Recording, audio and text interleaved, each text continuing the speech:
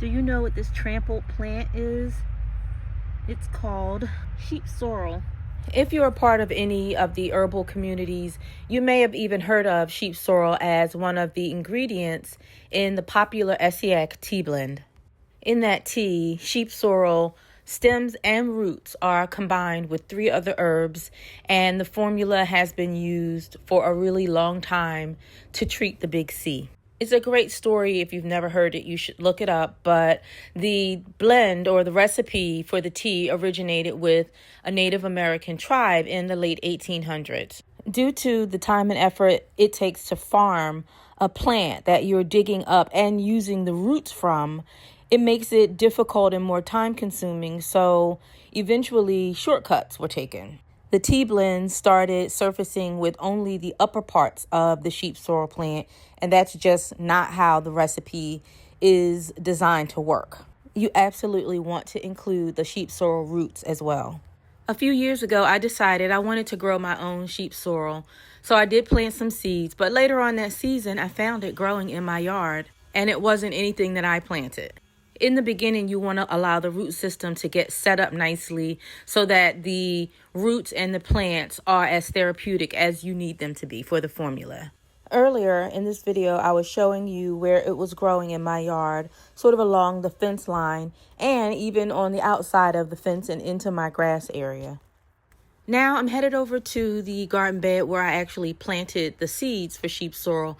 And this year it's not growing as abundantly as it has in the past. And I think it's because the echinacea that I have in this garden bed area, the roots have just kind of taken over because the echinacea plants are popping up everywhere. I did manage to get a decent harvest, so I'm going to go ahead, get those cleaned off in the house and into the dehydrator.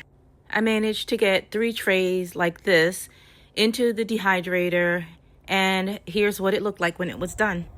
It's all dried.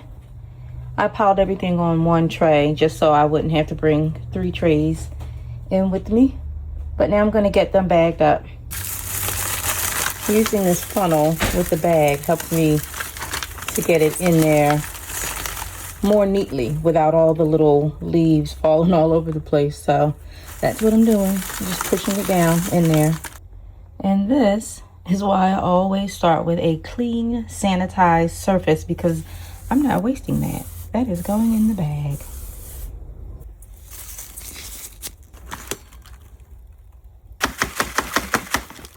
Lastly, I'm going to put an oxygen absorber in there.